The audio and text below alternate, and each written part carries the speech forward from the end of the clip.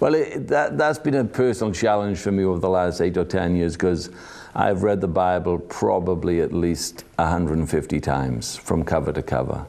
And I only began to realize that Jesus used the term church or ecclesia 3 times. And yet for most of my preaching, teaching ministry, 35 years of it, I only ever talked about the church, the ecclesia. I hardly ever spoke about the kingdom. Yet he spoke about the kingdom 83 times. And then I began to discover that Jesus didn't even invent the term ecclesia or church. And that was a big shock to me, because I went to Bible college and I paid for that course on ecclesiology. And I discovered that the term ecclesia started in Athens. And it was a governance body for the city. And you could be a part of the ecclesia if you had had 2 years national service, you prove yourself faithful to the city, and you were male. And so if you passed those 3 tests, then you could be a part of the ecclesia, which was like a large courtroom. So people who had a dispute would bring their dispute to the ecclesia, and the ecclesia would decide whether you were guilty or whether you were free. The Romans took that concept, ecclesia, and they took the concept because they realized you could military conquer, but that was not sustainable until you culturally conquered. And so, for example, when they went to France, they military conquered France, and they took all the influential people from France back to Rome, disciple them, if they were Russians, brainwash them,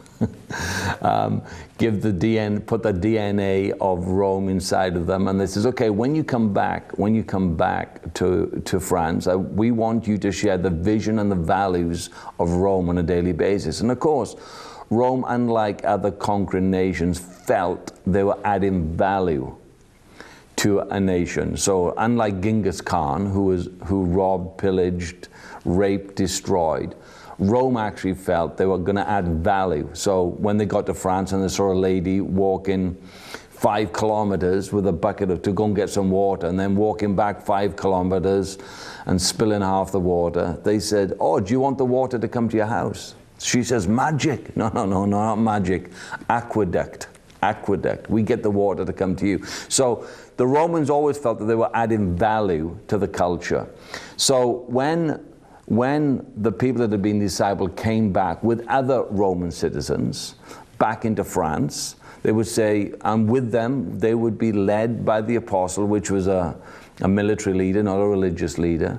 And they would, if I contemporize it, they would come with accountants and lawyers and waitresses and road sweepers and whatever. And they said, now, when you get to the new territory that's been conquered, share every day with your new work friends the vision and the values and the benefits of Rome.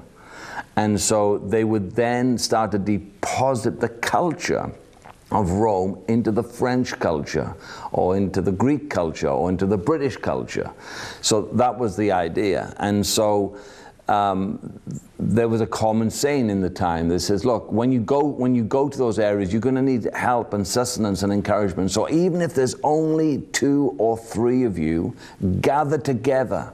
And when you gather together, the emperor will be present, and the power of Rome will be there, and that will be your ecclesia. So Barclay's New Testament words explains that for us. He's a fairly credible British commentator. So Jesus had this model with him. Ecclesia as a gathering of 2 or 3, representing the king, the kingdom, Roman Empire, promoting the value of the Roman society in the new area. So this was the model that he has with him during the time that he talked about the church.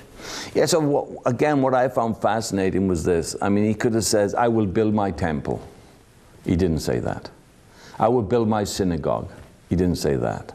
He took a secular institution and redeemed it for the purpose of the kingdom of God to invade the planet.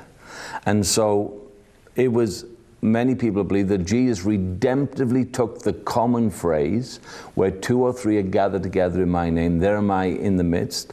That was a phrase that was commonly used by Roman citizens in Palestine at the time, and he redeemed that statement and says, okay, you know about Ecclesia. They're everywhere. You can look around, they're everywhere. But now I'm going to build my Ecclesia. And the purpose of Rome is to bring the Roman culture into Palestine, but my Ecclesia is to bring kingdom or heaven's culture into earth to liberate people and to make them free.